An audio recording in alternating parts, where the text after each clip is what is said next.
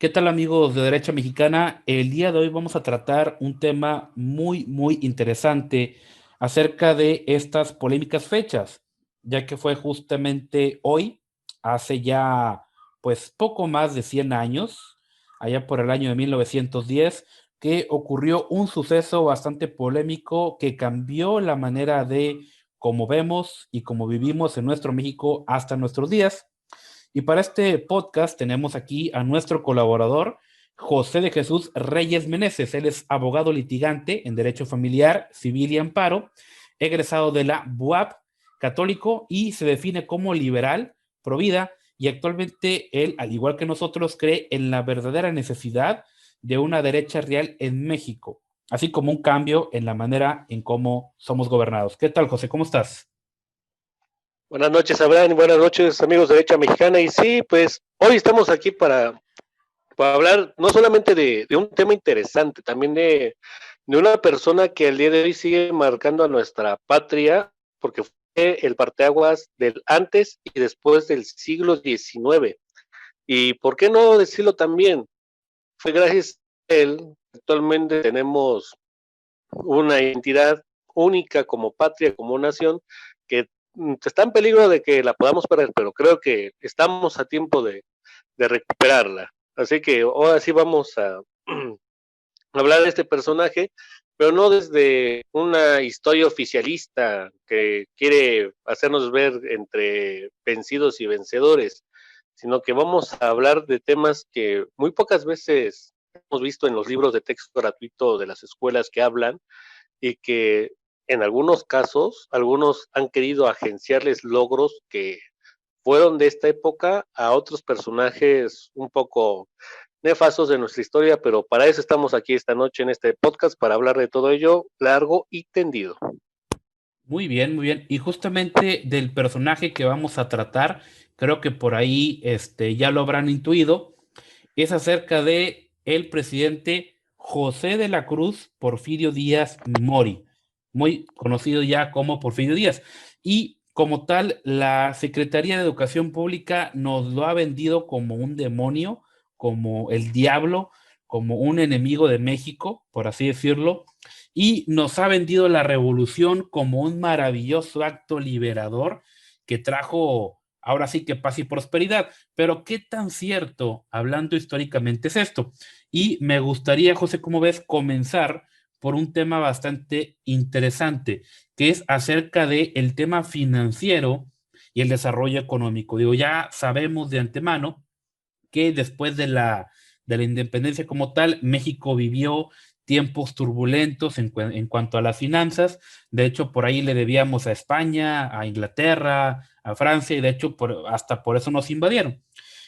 José, ¿qué nos tienes que comentar acerca del tema financiero y el desarrollo económico sobre este polémico tiempo acerca del porfiriato? Pues fíjate, Abraham y amigos de Derecha Mexicana, que muchas veces la historia oficial nos hace ver que Porfirio Díaz quiso alentar más el dinero que a la patria, pero inclusive hay muchas cosas que se omiten. Por ejemplo, en el tema de las finanzas y el desarrollo económico, recordemos que llega Porfirio a un país destrozado.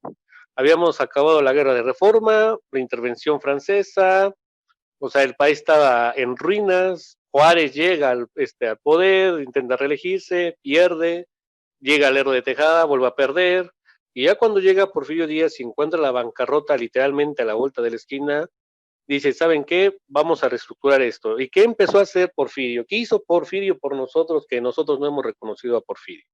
Pues bien, para empezar, lo que hizo Porfirio Díaz ya en el primer gobierno como tal, después de la presidencia que tuvo su compadre Manuel González, fue agarrar a su secretario de Hacienda y del Tesoro y decir, ¿saben qué? Vamos a reducir costos a lo más que se pueda, no vamos a invertirle más gente para la burocracia estatal ni para la federal, vamos a empezar a reducir gasto hasta más no poder y de lo que pobremente tengamos actualmente, vamos a invertirlo en áreas estratégicas. ¿Y qué hizo en su primer gobierno después de Manuel González? ¿Sabes qué? Tenemos poco capital, vamos a invertirlo primero en atraer inversión extranjera, ofreciendo a nuestro país capitales interesantes de expansión por las vías ferroviarias. Recordemos que a lo largo de toda esta época se acabaron construyendo 19,000 kilómetros de vías férreas en todo el país. Igual empezó a licitar contratos para empezar a hacer red telegráfica. Cuando él se va en 1911, después del golpe de Madero, todo el país ya estaba prácticamente lleno de telégrafos, o sea, no había una zona del país que no tuviera telégrafos que estuviera habitado. Pero no solamente hizo eso, inclusive cuando empezaron a hacer esta reestructuración, su secretario de Hacienda dijo, ¿saben qué? Vamos a empezar a hacer todo el control de nuestros ingresos como federación. Y aquí hay que recalcar lo importante, porque recordemos que los impuestos que en su momento el primer presupuesto federal fue de la época de Juárez, con Porfirio se institucionalizó para poder saber cuánto iba a ingresar de los impuestos de los estados que ellos mismos contribuían, como actualmente lo hacen, hacia el gobierno central, y del gobierno central cómo redistribuirlos, cómo hacerle una mejor eficiencia de estos recursos. Y fue gracias a esta centralización de los ingresos a través del presupuesto federal como tal, donde, por ejemplo, modernizó al ejército federal, que estaba hecho todo un desastre. Empezó a reducir el número de gente, pero por beneficio de una profesionalización, que fue lo que, por ejemplo, varias revueltas que tuvieron en Tomoch, la revuelta de los yaquis, la revuelta de Yucatán, los pudo someter rápidamente por esta profesionalización, porque inclusive hay historias donde señalan que eran prácticamente 500 indígenas yucatecos contra nada más un destacamento de 100 hombres del ejército federal, y el ejército federal nada más perdía 2 hombres por la mitad de los 500 yucatecos.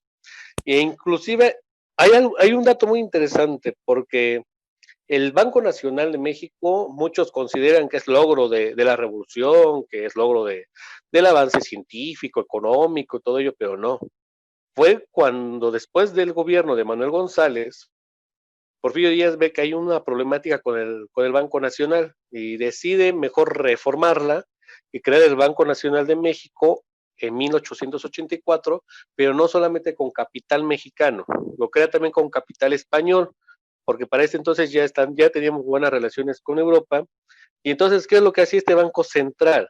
Para empezar, el Banco Central, no Secretaría de Hacienda, no el gobierno, no había un SAT en ese entonces, sino que era el Banco Central el que se encargaba de recaudar los impuestos.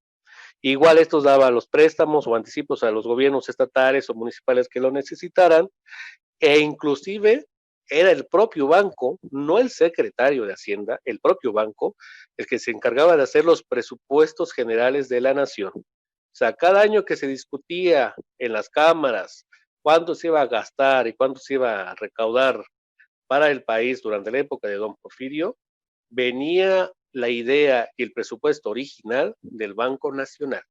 Nunca vino de los que estuvieron en el poder junto con don Porfirio. Y de eso le podemos, por ejemplo, afianzar que mucha de la productividad que hubo en esta época se dio gracias a eso, porque eran banqueros, eran expertos los que hacían estas cuentas, y no solamente gente que estaba al servicio de un presidente que podría decir, ¿sabes qué? Sí está bien, pero como que no me gusta esto y quítalo, y lo quitaban o lo ponían, no. Incluso, y es más, hay varias anécdotas en varios estados donde llegaban a decir, bueno, ahora, ¿qué le podemos decir al presidente para que convenza que necesitamos esto? O sea, ya no era ¿qué podemos decirle para que nos los dé? Sino para convencerlo que necesitamos esto y lo incluya dentro de un presupuesto. Y esto, por ejemplo, muchas cosas que no ven, muchos historiadores, oficialistas, ven que don Porfirio era el dictador, que él decía, ¿sabes qué? Este dinero va para allá, y punto. Y se hacía su voluntad, como fue la época, por un paralelismo histórico, por así decirlo, como fue la época de Francisco Franco en España, que era el dictador total y que decía dónde, cómo y cuándo. Pero la realidad es otra. Históricamente, don Porfirio jamás se metió a las finanzas. Él nada más decía, ¿sabes qué? Nos llegó ese presupuesto del Banco Nacional Mexicano, vamos a tratar de apoyarlo para que podamos manejar mejor al país. Y eso lo vimos en un impacto económico total. Otra influencia de esta época la podemos ver, por ejemplo, en las formas en las cuales las ciudades empezaron a reconstruir. Se empezaron a reconstruir porque recordemos que inclusive no solamente es Ciudad de México, Guadalajara, Puebla, Veracruz, Colima y varios estados más estaban destrozadísimos después de las guerras con Francia, y entonces con este impulso que trae y con ofrecimiento al capital extranjero para invertir en México con facilidades de exención de impuestos, facilidades para adquirir la tierra, facilidades para la contratación de los mexicanos, empieza a surgir un nuevo boom de las ciudades y, por ejemplo, vemos una modernización no solamente de Veracruz, vemos, por ejemplo, una modernización del puerto de Manzanillo, Colima, que empezaba a recibir gente del Asia, nos empezaban a llegar los primeros buques japoneses de ese entonces. Igual el tráfico comercial empezaba a ser mucho más eficiente y esto nos derivó en un código de comercio que actualmente nos rige. Porque inclusive, aunque le duela a todos los revolucionarios institucionales del PRI, del PAN, del PRD o los que nos estén escuchando, hay que recordar que el Código de Comercio jamás lo derogaron. Es de la época de don Porfirio. Y fue tan bueno que al día de hoy, inclusive el procedimiento del juicio oral mercantil, no es una ley aparte. Está incluido en el Código de Comercio de don Porfirio. Y entonces, con esta simple idea de un código, podemos ver la magnitud que hizo al comercio, de cómo pudo reglamentar todo lo que estaba desreglamentado desde la época, desde antes de la época de Juárez, cómo empezó a reglamentar, por ejemplo, préstamos, cheques, pagarés, y que empezara a urbanizarse la sociedad a través de el uso eficiente de los préstamos, a través del uso eficiente de las cuentas de banco, y por lo que muchos, por ejemplo, satanizan a don Porfirio de la época de que muchos terratenientes se quedaron con muchas tierras, sí, puede ser cierto que tenían los títulos de propiedad, pero lo que no ven detrás es de que cuánto no les costó la tierra, cómo no les costó acreditar los recursos para poder comprar la tierra y ser dueños de esa tierra. Entonces, en este aspecto de lo que fue las finanzas y el desarrollo económico, don Porfirio tuvo un impacto grandísimo, grandísimo en tal aspecto que inclusive la Escuela Naval Militar, de la cual México es orgullosamente, que presume del buque Cuauhtémoc y todo ello, también fue fundado por don Porfirio, no solamente para tener militares y técnicos expertos, sino también para resguardar las mercancías que venían y evitarlas de atracos de piratas o de cualquier otro tipo de intervención que tuviera o que quisiera hacer cualquier otro país en contra de los buques extranjeros. Porque recordemos que cuando don Porfirio abre el país a la inversión extranjera, con total de ser Estados Unidos el único socio comercial de México, tenía planes inclusive de poder empezar a sabotear los buques extranjeros que llegaban a México, de Inglaterra, de Francia, de España, y entonces a la creación de la Escuela Naval Militar se les brinda cierto patrullaje dentro de las aguas mexicanas y esto cohíbe un poco a los americanos en su idea de poder sabotear los comercios de México con Europa para ser ellos los únicos, porque ese es otro gran logro en el tema económico, porque don Porfirio no se basó solamente en Estados Unidos. Él quiso que Estados Unidos fuera nada más un socio, no el gran socio. Su mayor rival de Estados Unidos no fue otro, sino Inglaterra, porque estaban peleando no solamente por las minas, sino también por la vía ferroviaria. También se les unió Francia, se les unió España, se les unieron varios países europeos que vieron en México una gran posibilidad. Y queda la anécdota de un embajador durante el segundo gobierno de Porfirio Díaz, que fue el primero después de Manuel González, que fue tal su rabia cuando vio a los inversionistas norteamericanos que prácticamente no pudo pararse de la cama por una semana. O sea, queda la anécdota de que eso fue la frustración, de que Porfirio no quiso aceptar la hegemonía americana comercial en México, que no pudo salir de su cama una semana, cosa que Wow. actualmente ya no vemos. Ya vemos que actualmente Sí. somos más dependientes de Estados Unidos. Sí, sí, vaya, vaya, muy interesante esto, porque estamos acostumbrados, históricamente hablando, a ver el porfiriato, y así nos lo han enseñado como una época en la cual México se subyugó por completo a Estados Unidos. O sea, bueno, así nos venden eso. De hecho, digo, a mí un dato que todavía, digo, como comentas ahorita, ¿qué tanto impactó que esa regulación, bueno, sí, sea el término correcto, regulación, como tal a la Cámara de Comercio, vaya, tiene más de 100 años y justamente pues viene de estos tiempos. Y también un dato que ahorita comentabas y a mí me impresiona mucho, es de que si tú ves que en el 76 apenas existían 800 kilómetros de vías férreas y que para 1911 había 20,000. O sea, estamos hablando de casi un 2,500% de crecimiento. O sea, algo bastante impresionante.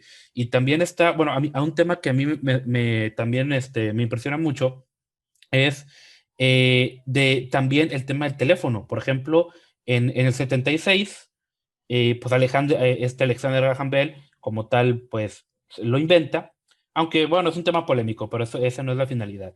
Lo interesante es de que llega a México el 13 de marzo de 1878, o sea, 2 años. O sea, si te fijas, México que, bueno, si en el primer mundo ya para el 76 había teléfono y en 2 años ya había llegado a México, ya para el 91 pues ya se contaba con la primer compañía de teléfonos mexicanos y había alrededor de 1,000 suscriptores. Entonces, también tienes, por ejemplo, el caso de que también en ese año se empieza a poner en líneas telefónicas para la policía en la capital. Y para el 93 había líneas particulares y se empezó a extender a Monterrey, Puebla y Guadalajara. También otro tema también es el de la electricidad, vaya, cuando en muchas partes, bueno, de hecho todavía en algunas partes de Latinoamérica, o desgraciadamente incluso de México, no ha llegado la electricidad, también vino acerca gracias a corporaciones alemanas y que se generaba por turbinas y que eran impulsadas por fuerza de gravedad. O sea, fíjate, o sea, tan importante esto que hace más de 100 años ya teníamos turbinas eléctricas impulsadas por gravedad. O sea, y esto no te lo cuenta la CEP. O sea, esto no te lo dicen ahora sí que la versión oficial. Y de hecho también fue justamente en este periodo cuando en Monterrey se vino el boom industrial, con fundidora justamente. Y aquí, con el tema de fundidora, en su momento fue única y por así decirlo, a nivel Latinoamérica. O sea, fue de las primeras, sino que la primera de su tiempo con el nivel de innovación que tenía. Y de hecho, aquí fíjate que pasó algo bien interesante. No sé si estabas enterado de este dato, pero aquí en Monterrey se dio un suceso en el cual había demasiado trabajo. El tema del vidrio, el tema de la industria, el tema de la empresa de la siderúrgica, llegó a tal grado que las empresas, vaya, no porque el gobierno lo impusiera, sino como necesitaban mano de obra, les empezaron a dar buenas prestaciones a los obreros, se les empezó a dar salud, se les empezó a dar educación y beneficios para los hijos y demás, e incluso se abrieron parques para los obreros, o sea, con albercas, zonas recreativas para los trabajadores de las mismas empresas, cosa que no había pasado o que no se vio tal cual en otras partes de México en aquella época. Y eso pasó aquí en Monterrey en parte gracias a esto, porque la misma industria, el mismo crecimiento económico era tal que tenías que ganarte la lealtad del obrero. Y de hecho, un dato bien interesante, que la única ocasión de la historia en la que cervecería aquí en Monterrey reportó pérdidas fue cuando los revolucionarios la tomaron. Solamente en esa época se reportaron pérdidas. Después tuvieron que regresársela a sus dueños originales porque estaban perdiendo dinero. O sea, fíjate el nivel que había ahora sí que en aquellos tiempos. Y pues bueno, creo yo que estos son datos bastante interesantes. Y ahora sí que por el tema económico no solamente esto, sino que hay muchas otras cosas más. Por ejemplo, el tema de la plata. O sea, el tema de la plata que se hizo popular y se empezó a explotar mayormente justamente en aquellos tiempos. También algo también muy importante es de que empezamos, como comentaba, a tener teléfonos, telégrafos, y no solamente eso, sino que algunos artículos de lujo como espejos, porcelana, relojes, muebles, o sea, poco a poco la sociedad empezó a tener acceso a ese tipo de cosas. Algo también muy, muy importante. No sé, José, si tienes algún otro dato que aportar acerca de todo este tema económico. Pues fíjate que ahorita son muy, muy buenos los que nos has dado, inclusive de los que ya he mencionado, pero vamos a hacer un hincapié en algo muy interesante de este tema económico, que, por ejemplo, inclusive muchas veces la historia oficial omite. Actualmente conocemos la que es la famosa Secretaría de Comunicaciones y Transportes, la que se encarga de dar las licencias federales y y de viajeros para transportar mercancías y todo ello. Pero llegó en México la necesidad de empezar también a reglamentar esto porque había arrieros, había transportistas de pueblo en pueblo que llevaban las mercancías y todo ello, y también eran víctimas de estafa, los pobladores, porque luego no eran confiables o nada más eran unos bandidos. Entonces, ¿qué fue lo que pasó en esta época? El 13 de mayo de 1891, el gobierno del general Díaz crea una ley donde se crean secretarías ya de la federación y entre ellas surge por primera vez una Secretaría de Comunicaciones y Obras Públicas, porque también era tanta la demanda que llegaba que no las podía atender el presidente. Entonces, ¿cuál fue la novedad aquí? Que como se crea la Secretaría de Comunicaciones, empiezan también a verse proyectos para empezar también a urbanizar las regiones históricamente rurales. Recordemos también, por ejemplo, en esta época Puebla era igualmente rural. O sea, no era una ciudad tan urbanizada como que se creía, sino que también era prácticamente una ciudad rural. Entonces, con esta Secretaría de Comunicaciones se empieza a expandir más la ciudad de Puebla, es un ejemplo, e inclusive fue tan grande el proyecto y tan buena la idea que cuando cae Porfirio Díaz, después de la Revolución Maderista, todos los gobiernos sucesorios, hasta antes de Venustiano Carranza, que fueron ya sean impuestos provisionales o temporales, siguieron manteniendo la secretaría. Y es más, durante los gobiernos revolucionarios, por así decirlo, de Adolfo de la Guardia y todo ello, prácticamente las formalizaron como parte sustancial del país. O sea, y el día de hoy tenemos todavía ese legado también de don Porfirio. O sea, actualmente tenemos la Secretaría de Comunicaciones y Transportes que prácticamente regula todo lo que pasa en el país. Automóvil, avión, camioneta, barco, todo eso que no esté dado de alta ante la Secretaría de Comunicaciones no pasa en México. Y eso fue el legado también de ese entonces, pero que la historia oficial te lo omite. Dice que no, que eso ya fue después, que ya fue cuando empezó la verdadera industrialización, después de la época del demonio Díaz, todo ello. Y por ejemplo, esos temas son los que se olvidan, son los que se olvidan y van quedando poco a poco atrás, pero cuando los rescatas y los ves dices, ah, caray, pues ¿dónde quedó el demonio que nos prometieron los libros oficiales? ¿Dónde quedó el presidente autoritario en contra de los mexicanos y todo ello? Pero no sé si quisieras agregar algún otro punto más de este tema, porque yo creo que también tenemos temas más interesantes más adelante que tratar y que a lo mejor no nos daría tiempo de tocarlos uno a uno específicamente de todo lo que fue durante la época de don Porfirio. Sí, sí, sí. Digo, la verdad, respecto a ese tema, yo le recomiendo a nuestra audiencia que lea, que investigue. Yo siempre lo he dicho y creo que estamos de acuerdo en eso. Nunca se vayan ni siquiera se vayan solamente con lo que decimos nosotros. O sea, lean, investiguen muy bien acerca de todas estas cuestiones porque creo yo que pueden ser de ahora sí que de mucha utilidad. También es muy importante que entendamos, porque también es cierto y no lo vamos a negar, que en aquellos tiempos existía mucha miseria, o sea, existía mucha problemática, existía mucha analfabetismo, también había incluso, había mucha pobreza, pero lo cierto es de que muchas veces la historia, bueno, le llamamos la historia oficial porque pues es la verdad, nos la quieren imponer, muchas veces nos quieren vender la idea de que antes de Porfirio Díaz se vivía en un México idílico, feliz, y que Juárez nos salvó, y que con Juárez los indígenas tenían los mismos derechos que todos, y se les trataba bien. No es cierto. Hasta la fecha vemos ese mismo problema. La verdad es de que antes de Porfirio Díaz la situación estaba mucho peor.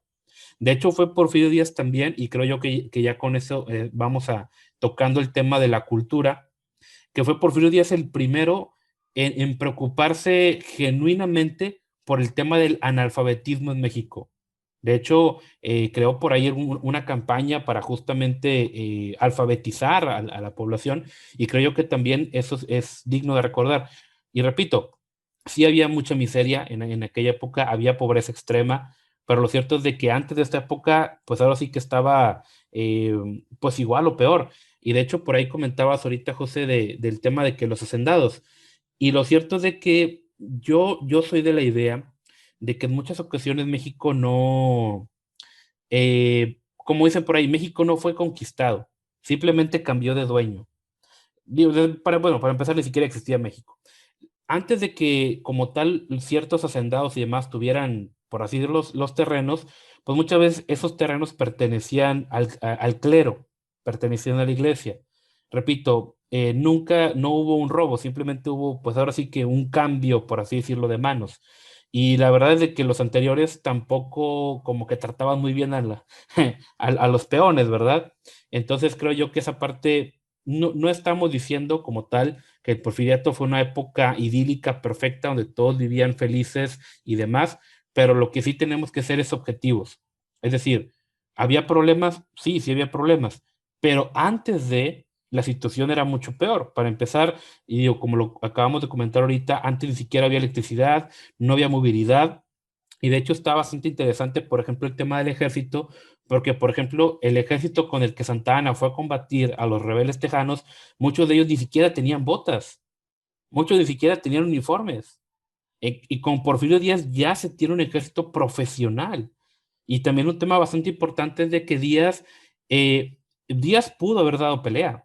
Díaz pudo, con el ejército que tenía, el armamento que tenía, pudo haber durado más tiempo dando la pelea. Solamente que él no quiso que México se desgarrara, que México cayera justamente en lo que cayó por la revolución.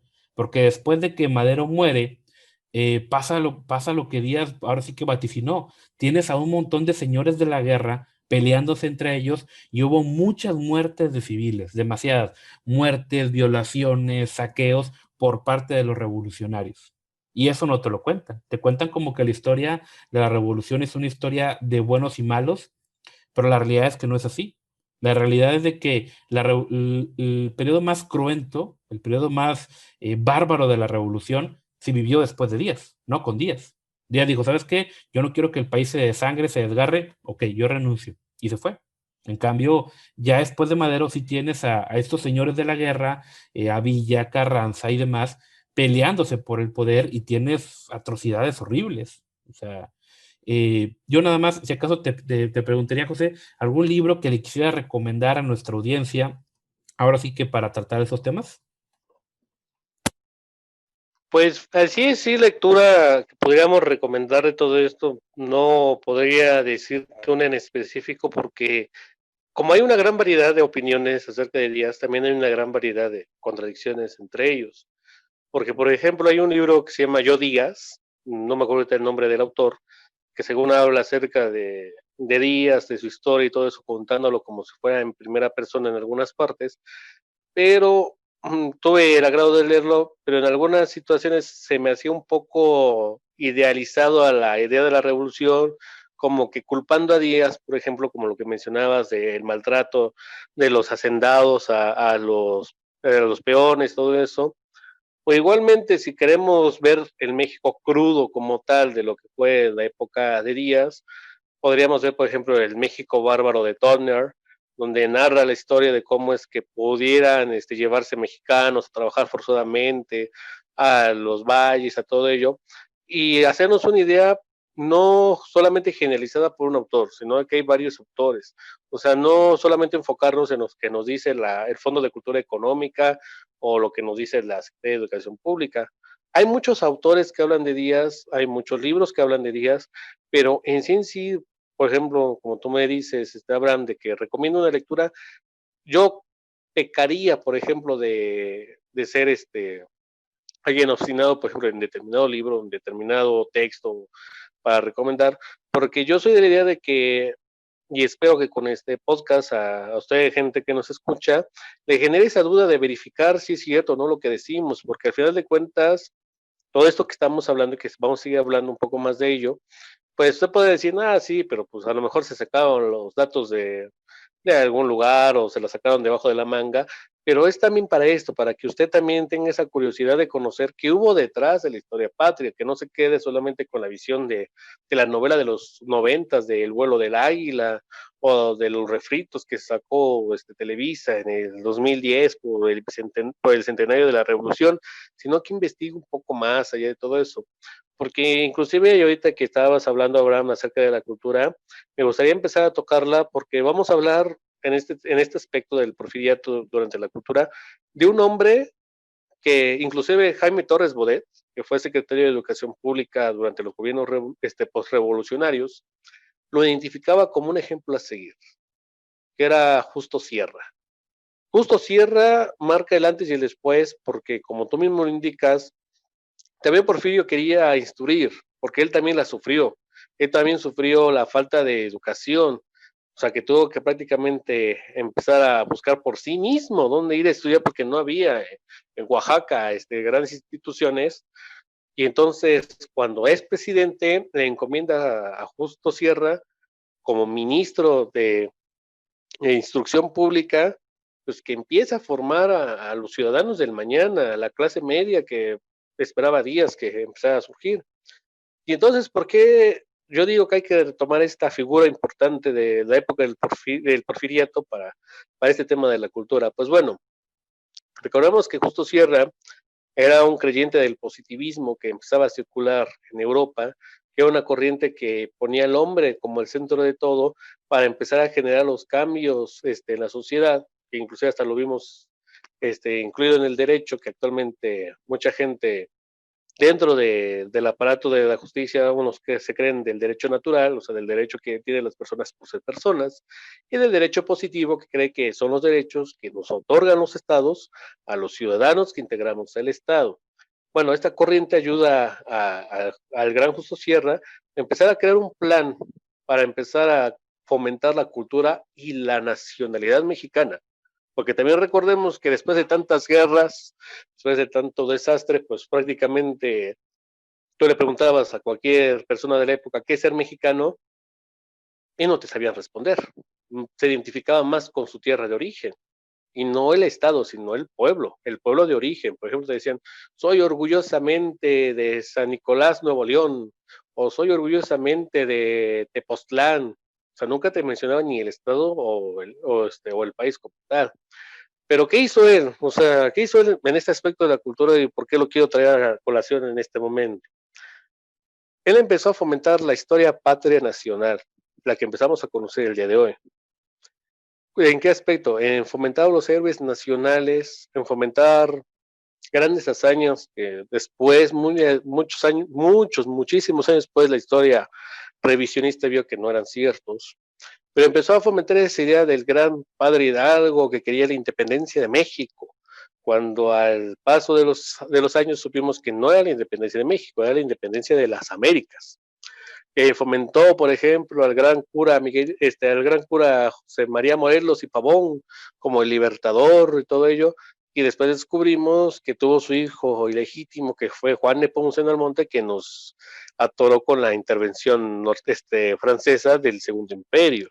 Y entonces lo que hizo Justo Sierra fue agarrar estos héroes nacionales y ponerlos en el altar de la patria que les debemos a ellos, la patria que actualmente tenemos, y entonces empezó a crear en la sociedad mexicana ese sentimiento de nacionalismo, de pertenencia a una patria, de pertenencia a una bandera, de pertenencia a un himno, porque inclusive, aunque se oiga sorprendente, para antes de acabar el siglo como tal y entrar al siglo XX, prácticamente no todos los mexicanos se sabían el himno nacional, solamente los muy instruidos y los que iban a escuelas privadas, pero con estas ideas de Justo Sierra empezó a difundirse más el himno nacional. Es más, inclusive, y este es un tema que a lo mejor puede herir la sensibilidad de algunos que nos escuchan, Justo Sierra, con total de crear esta identidad nacional, abandonó el antihispanismo que había surgido desde la independencia en México. Este antihispanismo de de la que actualmente estamos sufriendo ahora, de que no, es que somos los vencidos de los conquistados españoles, justo Sierra dijo, ¿sabes qué? No podemos ser una patria de vencidos, somos una patria de guerreros y de triunfantes. Y actualmente tenemos a un presidente que fue guerrero, luchó durante la Guerra de Reforma, luchó durante la Segunda Intervención Francesa y que logró victoriarse, y tenemos que ser esa ideología de guerreros y vencedores, no de oprimidos y vencidos. Y si podemos revisar todo esto, antes del revisionismo histórico que causó este siglo XX y XXI, todos los textos gratuitos de esa época decían que éramos descendientes de los grandes aztecas que hicieron un gran imperio, que éramos hijos de la España, de la gran España, la que conquistó prácticamente medio mundo y que su reino nunca se oponía el sol, y que inclusive después de la independencia éramos los mestizos orgullosos de la tierra que nos defendieron contra los extranjeros, contra los norteamericanos, contra los franceses. O sea, te reafirmaba un orgullo de sentirte orgullosamente mexicano porque, sí, porque defendimos y dimos la sangre y todo ello. Cosa que hizo la unidad nacional y que al poco tiempo también fue origen del movimiento revolucionario en su contra, porque fue uno de sus principales argumentos de los que estuvieron en contra de Díaz, que porque por reconocer al orgullo nacional dejaba que los extranjeros pisotearan su patria con sus inversiones y que no vieran por los mexicanos. Pero él es muy importante. Igual otra persona importante de esta época en la cultura, y recordemos que esto les va a doler a muchos historiadores oficiales, fue Ignacio Manuel Altamirano, un gran escritor de la época. Tenemos varios libros de él, inclusive uno de los más reconocidos que es El Zarco, que narra las historias de un bandolero de las épocas de Juárez, y lo hace con gran vehemencia sobre varias locaciones en el estado de Michoacán. Inclusive uno nada más lo lee y te sientes ahí, te sientes en la época. Y por ejemplo, él no era de familia privilegiada, Ignacio Manuel Altamirano no. Él venía de clases medias, él venía de instrucciones básicas, de instrucciones, o sea, elementales de gramática española y todo ello. Y nunca vimos, por ejemplo, que a esta persona se le identificara que fue gracias al porfiriato y a la difusión de la cultura que se hizo conocido. No, al contrario, vemos que dicen que no, que fue por sus propios medios. No, también fue don Porfirio en la época. Recordemos igualmente a otro gran importante mexicano como lo fue Juventino Rosas con el vals sobre las olas. Ese vals que actualmente usted, amigo, escucha, yo y cualquier otro que esté escuchando este audio, lo hemos escuchado más de una vez en cualquier fiesta de 15 años, cuando baila la quinceañera. Y pocos saben que esa fue una petición personal de don Porfirio en una fiesta de Año Nuevo que se tocara. Y fue tal que dicen los que estuvieron, porque fue en cuenta, no hay registro histórico de esto realmente, sino que es una leyenda urbana, que cuando Juventino Rosas llegó a la fiesta y le pidieron que la tocara, tenía la partitura abierta y el bastón de mando que utilizan los dirigentes de las orquestas, no me acuerdo bien cómo se llama ello, que fue tal enojo que dijo, quiere que la toque, señor presidente, perfecto. Cerró la partitura, rompió esa varita y así, a memoria limpia, dirigió a toda la orquesta para tocar ese mismo vals ante los dignatarios extranjeros. Y entonces esto nos refleja también de que no Porfirio quería someter al pueblo, no, al contrario, reafirmaba el orgullo nacional del pueblo a través de ello. Igualmente también habrán, como mencionabas, de la educación, y eso del tema de cultura también es importante mencionarlo. Para 1981, que recordemos que ya empieza a decaer en este momento el régimen porfirista, crea un reglamento de la educación nacional.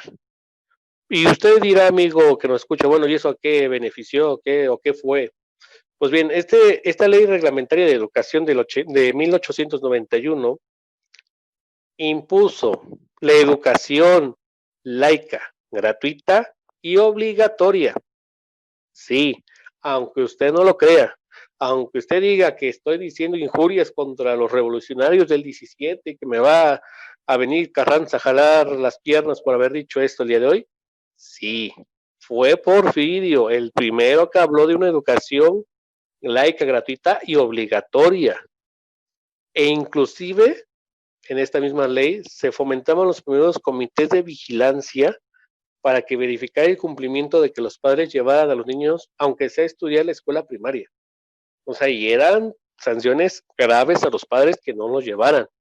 Por ello también los hacendados muchas veces crearon las escuelas, las tiendas de raya, porque como tenían que ser los peones que tenían que salir de la hacienda para ir a la ciudad a llevar a sus hijos a estudiar, mejor decidieron los grandes hacendados traer los maestros a las haciendas para que estos peones no salieran y sus hijos estuvieran aquí, y entonces empezar a generar esa situación de dependencia hacia el gran hacendado, y a la vez no faltara la legislación que tenía federal, porque sí eran grandes sanciones y muy fuertes por parte de don Porfirio. Y, por ejemplo, hablan, yo te pregunto a ti, por ejemplo, ¿tú tenías conocimiento, por ejemplo, de que desde don Porfirio ya existía esta obligatoriedad de la educación laica y gratuita, o igualmente te acabas de sorprender con esta noticia, Abraham? Fíjate que sí, sí, de hecho me acabo de sorprender porque digo, esto no lo encuentras en cualquier lado, tú lo investigas y pues en todos lados ves de que como que es una herencia de la revolución. Y de hecho, me gustaría comentar un dato también muy, muy importante y es de que justamente en este periodo es cuando se funda, se crea la Escuela Nacional Preparatoria en la Universidad Nacional de México. Porque recordemos que después de la independencia, la que en su momento fue la Real y Pontificia Universidad de México, pues fue suprimida, porque era un símbolo del virreinato de Nueva España y era una muestra de desprecio ante la cultura española, que es ahorita justamente lo que comentabas, este desprecio hacia España. Bueno, llega Porfirio Díaz y dice, bueno, refundemos esta universidad bajo el nombre de la Universidad Nacional de México. También esto que comentas me parece yo una muestra bastante interesante de equilibrio, porque creo yo que Porfirio Díaz en su persona mostró un equilibrio, obviamente no en todo, en algunas cosas, y uno de ellos es de que, por ejemplo, él fue un héroe de la guerra contra Francia, pero también él fue un amante de la cultura francesa, por ejemplo, de la arquitectura, la pintura y otros elementos franceses. O sea, puedes ver cómo él derrotó a los franceses, pero él no odió a Francia, ni odió a la cultura francesa. Digo, perdón, a la cultura francesa. Pero, digo, porque había ese equilibrio, al contrario, la llegó a admirar y mucho de lo que se creó después fue con base en esa arquitectura. Y de hecho también otra muestra de equilibrio es, por ejemplo, esto que comentabas ahorita, que creo yo que es bien importante, el rescatar nuestro pasado hispánico, porque pues justamente somos una mezcla, somos mestizos, no somos completamente españoles, pero tampoco somos completamente indígenas, somos el fruto de esa mezcla. Entonces tenemos que estar orgullosos de las dos partes, vaya, de la cultura. Obviamente, bueno, yo en lo personal, obviamente más de la cultura judeocristiana que se trajo de España. Y también otro punto también es de que en el caso de Porfirio Díaz, también se empezó vaya, se empezó a desarrollar toda esta parte de nuestra historia. Por ejemplo, tienes el tema de los templos prehispánicos, Monte Albán, Teotihuacán. O sea, tienes ya que Porfirio Díaz dice, bueno, vamos a también darle su lugar a las culturas prehispánicas. Y se empezó todo ese tema de la exposición de los monolitos, se mostró una réplica de la Piedra del Sol, el calendario azteca. O sea, de hecho, aquí tienes el Museo de Historia Natural y el Museo de Arqueología a principios de los 1900, en la cual ya ves que Porfirio Díaz empieza a decir, bueno, estemos orgullosos también de nuestro pasado, o sea, demos de un lugar a las culturas prehispánicas, pero también reconozcamos que España impactó en cierto modo de manera positiva. Por ejemplo, ahorita la mayoría somos de alguna corriente cristiana, ya sea una corriente católica o una corriente protestante, pero somos de una corriente cristiana. En parte, pues también porque se trajo de España. Por ejemplo, aquí en Monterrey es históricamente sabido que fue una ciudad fundada por judíos. Parte de nuestra cultura tiene que ver con esa cosmovisión judía también de ver las cosas. Entonces, creo yo que este equilibrio es muy importante mencionarlo acerca de Porfirio Díaz, nuestro pasado prehispánico y nuestro pasado hispánico. También el tema de que Porfirio Díaz empezó a conciliarse con la Iglesia Católica, es decir, digo, ya sabemos ahí las asperezas que hubo con Juárez, pero ya con Porfirio Díaz se empieza a conciliar con la Iglesia Católica aunque también bajo el porfiriato empieza a crecer el protestantismo aquí en México, algo bastante interesante. También es de que se le pidió a Díaz en dado momento que se firmara un concordato con la Santa Sede, y Porfirio Díaz se negó, ¿eh? O sea, muy, muy importante es. Y aunque, ojo, en lo personal Díaz se declaró como católico, apostólico y romano. Él se declaró católico, pero mantuvo ese equilibrio en cuanto a la libertad de culto, que creo yo que es sumamente importante. Entonces, esa parte ahora sí que del tema de la relación con la iglesia, el tema de nuestro pasado, y como ya lo comentas, realmente no hubo una patria como tal en el papel hasta que Díaz lo empezó a desarrollar. Y esto es bien importante porque de hecho hay un escrito muy interesante de Nathan Sharansky, y él comentaba cómo en la revolución, bueno, más bien en la Segunda Guerra Mundial, después de la Revolución Comunista, pues ya sabemos, ¿verdad? Que el comunismo en teoría decía que éramos ciudadanos del mundo y que no había un amor a la madre patria. Bueno, Stalin tuvo que recurrir al amor a la madre patria porque estaban perdiendo la guerra.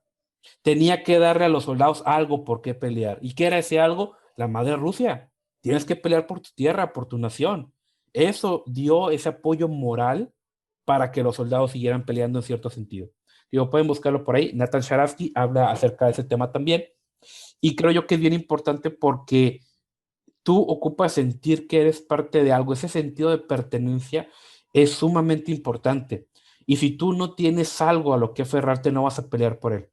O sea, si no tienes, si tú no te sientes, oye, sabes que yo soy mexicano, soy parte de México y defiendo mi tierra, ¿por qué? Pues porque es mi tierra, es mi casa, voy a defender mi casa. Si no tienes ese sentimiento, pues realmente ahora sí que vas a estar derrotado moralmente hablando. ¿Qué es lo que nos quieren vender, verdad? De que los españoles nos humillaron, los gringos nos humillaron, Porfirio Díaz nos humilló, Gustavo Díaz Ordaz, siempre nos quieren vender que somos víctimas. Siempre que quieren que tengamos esta mentalidad de esclavo. Y creo yo que esto es algo que bajo ninguna manera debe de ser. O sea, no somos esclavos, no somos víctimas, y ya empecemos a quitarnos este chip de la cabeza. O sea, ya evolucionemos, vaya. Tenemos una cultura muy rica, tenemos una cultura muy interesante, una gastronomía maravillosa, entonces estemos orgullosos del país que tenemos. Y ahora sí, como diría Trump, hagámoslo grande porque es nuestro, es nuestra casa, o sea, luchemos por él. No sé, José, si hasta este punto tengas algo más que quieras comentar.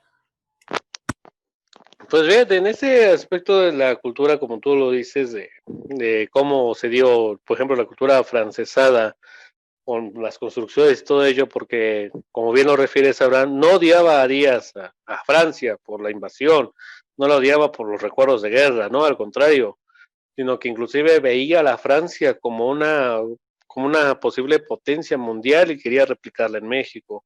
Pero lo que sí me gustaría agregar un poquillo acerca de este tema que estamos hablando de cultura y todo esto que mencionas, es hablar de un aspecto muy importante que creo que a las personas que se dicen feministas o del feminismo, todo eso, les va a causar mucha cosquilla. Así que les advierto desde ahora que si son un poco de esas ideas, les voy a tirar un sueño. Les voy a tirar un sueño ahora. Porque en este aspecto de cultura tenemos en la época de Don Porfirio y dentro de mi profesión como abogado, a la primera mujer litigante en México. O sea, la primera mujer se dio durante la época de Don Porfirio Díaz. Y esta persona se llamaba María Asunción Sandoval.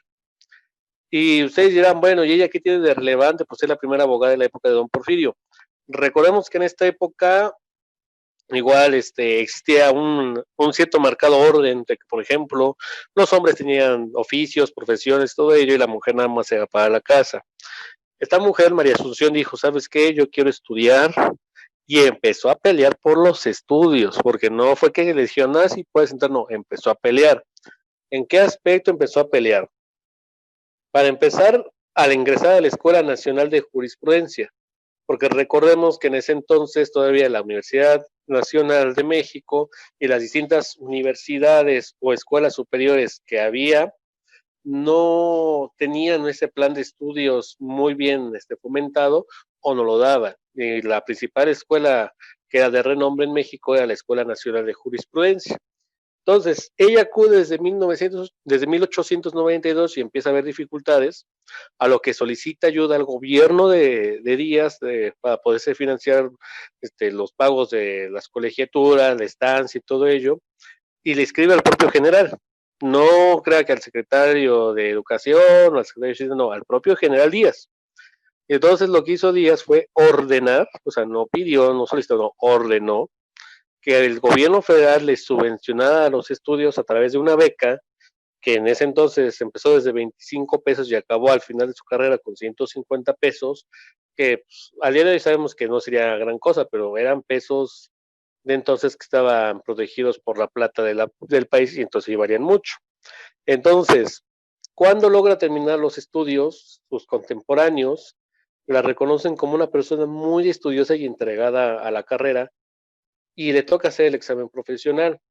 Pero para el examen profesional, los que estaban dentro de la facultad le decían, ¿sabes qué? Ok, sí va a hacerlo, pero necesitamos que venga alguien de renombre, un abogado prestigioso que te venga a apoyar en tu examen profesional, porque si no, no te podemos dar examen, no te podemos hacer el examen. Que esta era más que nada una excusa. Entonces vuelve a recurrir esta persona, María Asunción, al presidente y por extraños azares del destino, el presidente acepta.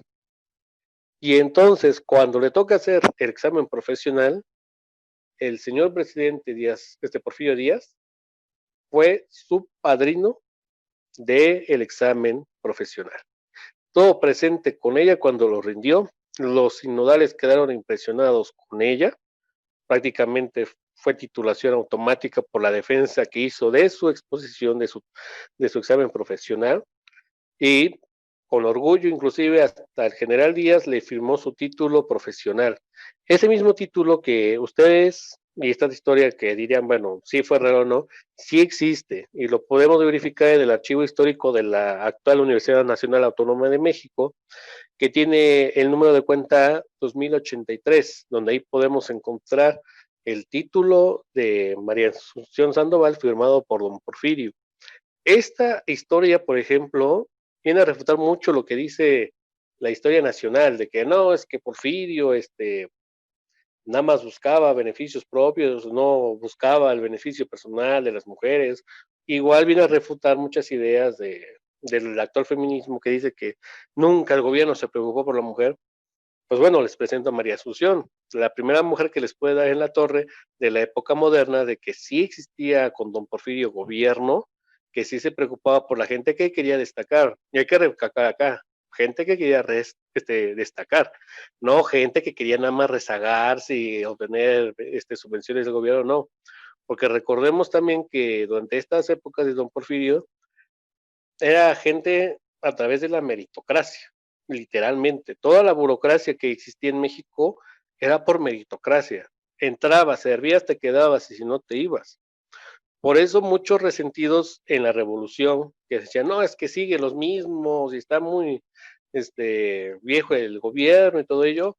Pues sí, pero cuando tú revisas los historiales, por ejemplo, el principal líder de la revolución que inició siendo Francisco Madero, pues Madero venía de hijos provenientes de personas que se habían beneficiado del gobierno del general Díaz. O sea, no era un pobre idealista que decía, no, es que estamos en contra de eso. No, era de familia pudiente de, de la época de don Porfirio. Inclusive, ahí está la anécdota que tenemos de la entrevista que tuvieron Díaz y Madero antes de las elecciones de 1910, donde Díaz dijo, bueno, es que él es un iluminado, él se cree el apóstol de la democracia, pero no sabe lo que necesita México.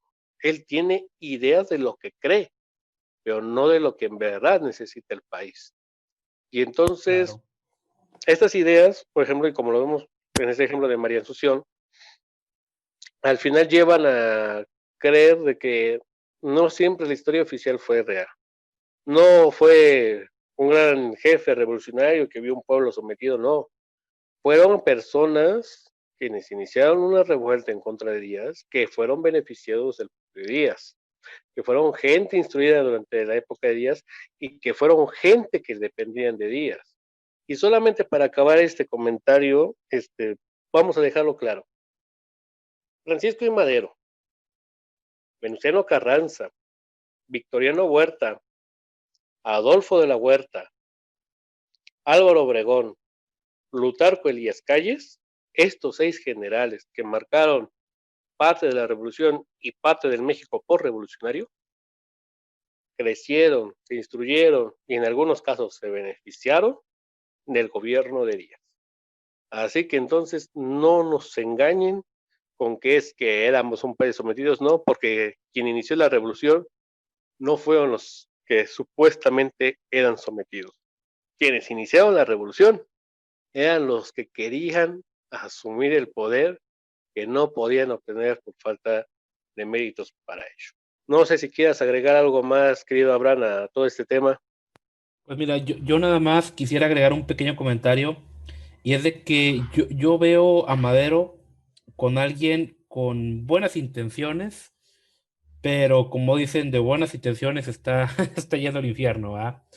La verdad es de que pues Madero, como bien lo comentas, él venía de una familia rica, él nunca supo lo que era realmente la problemática de México, él no conoció el México real. De hecho, hasta cierto punto, Madero me recuerda a estos, ¿cómo se les llama? Whitexicans, Whitexicans o hijos de papi, como que viven en su burbuja y creen tener la solución a todos los problemas, pero no saben cómo está la realidad en el país. Digo, es un término obviamente chusco, ¿verdad? No nos vayan a acusar de racistas. Y lo comento porque Madero, pues él se instruyó en Estados Unidos, en Francia, él trae las ideas de la Revolución Francesa, trae ideas muy buenas, pero en la práctica vemos de que Madero, pues el ser demasiado confiado, pues lo llevó a la tumba. Y también ese pensamiento, pues al final de cuentas fue lo que hizo que México llegara pues a lo que vino después. Y pues ahora sí la estabilidad se rompe, tenemos a estos señores de la guerra peleando uno contra otro y demás. Y pues bueno, yo nada más quiero terminar con esto. O sea, Madero fue una persona, desde mi punto de vista, con muy buenos ideales, muy buenas intenciones, pero que pues la realidad no tenía experiencia. No tenía experiencia y no conocía el país. Él no conocía cuál era la realidad política y social que se estaba viviendo.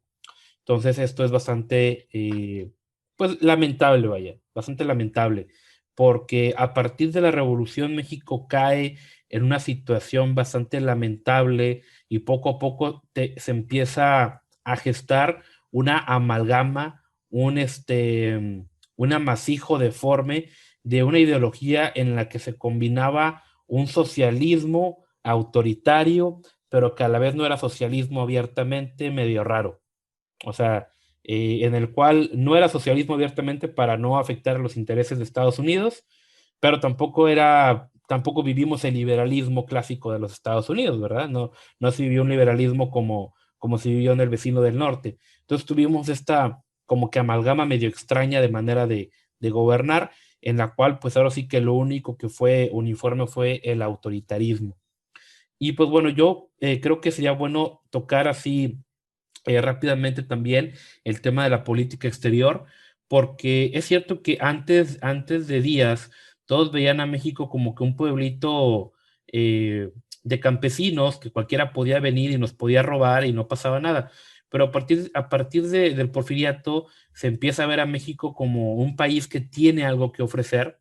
Por ejemplo, ya se empiezan a mejorar las relaciones con Estados Unidos.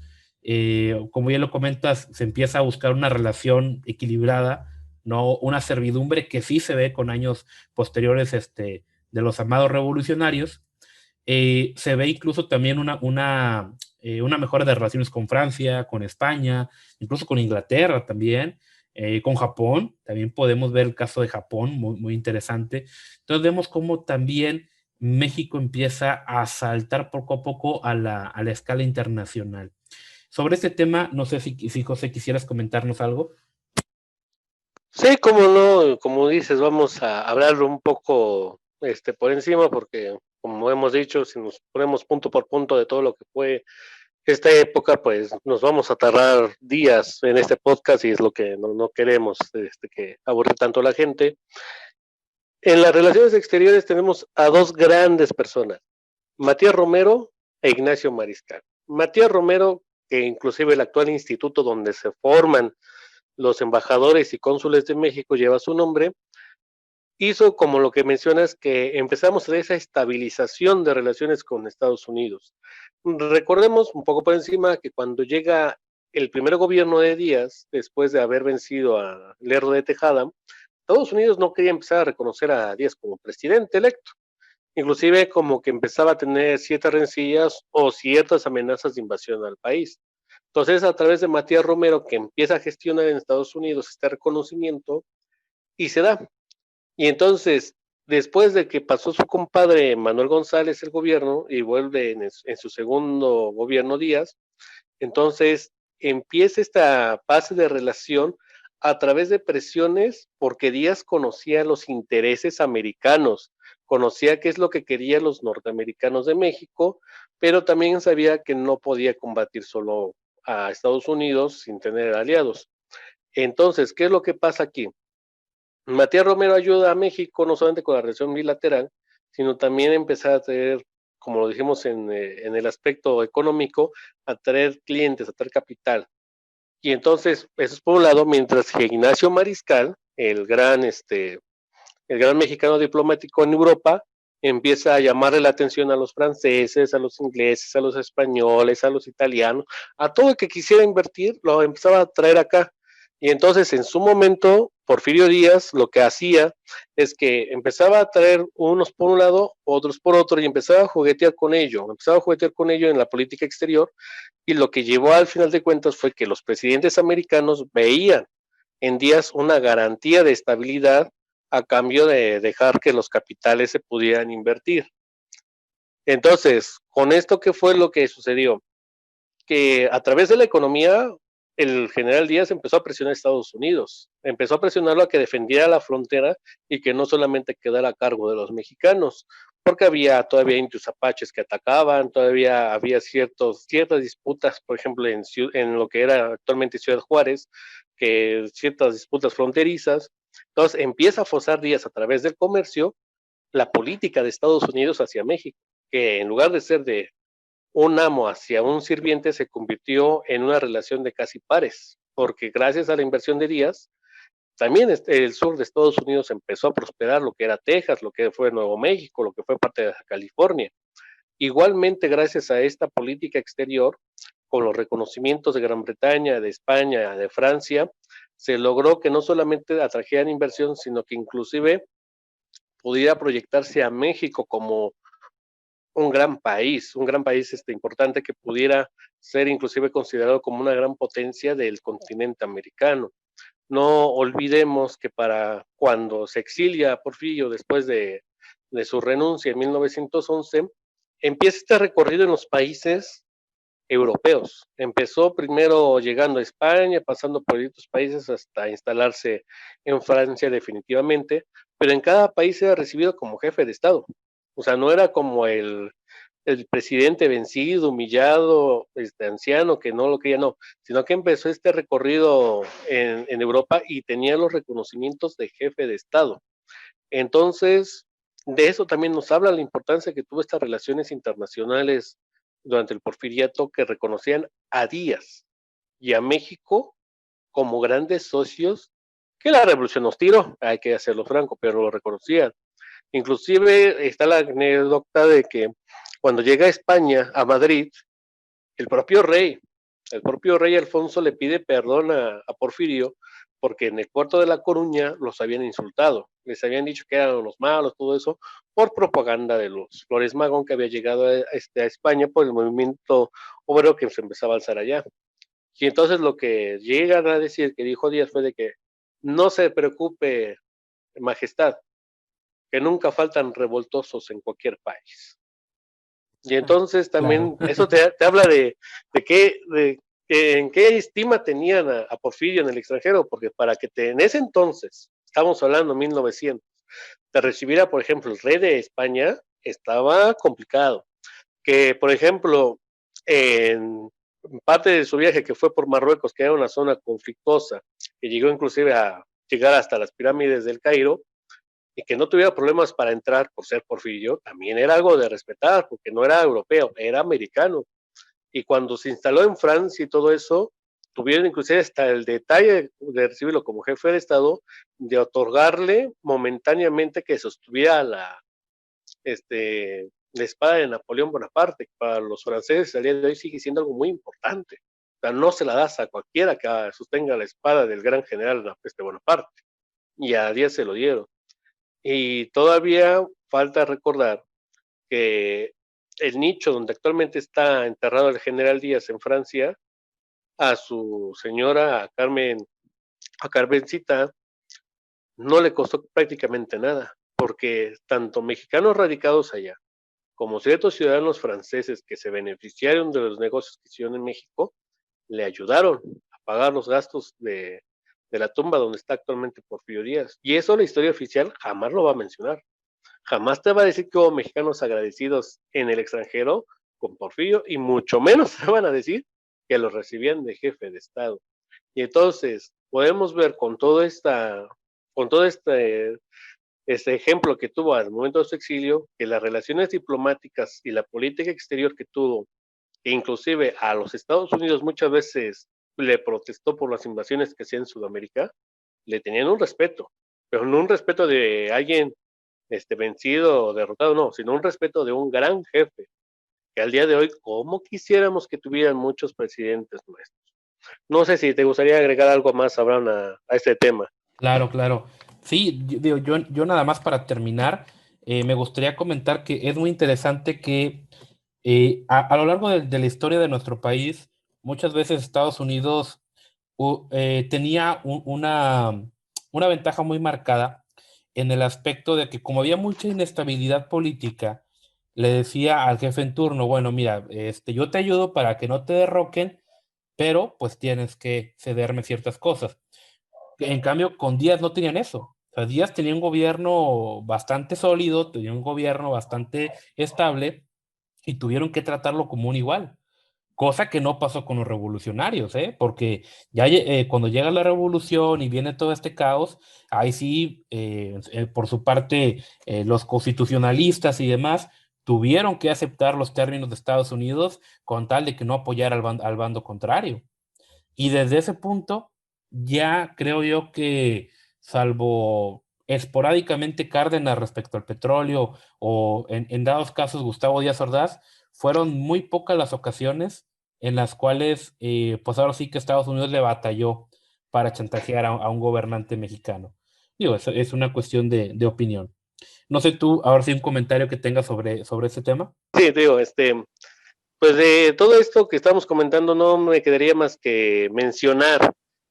Podríamos destacar que fue en esta época que sí hay ciertas razones que en lo social, en algunos aspectos, inclusive hasta podríamos decir humanos, sí hubo excesos, vamos a ser francos, no todo fue fantasía ni alegrías durante el Porfiriato, pero también tenemos que reconocer que esta época fue cuando pudimos hablarle al tú por tú a varios países importantes. O sea, inclusive, vamos a ser francos, llegó un momento donde México era el referente de varios países sudamericanos y centroamericanos para tratar de impedir la injerencia norteamericana.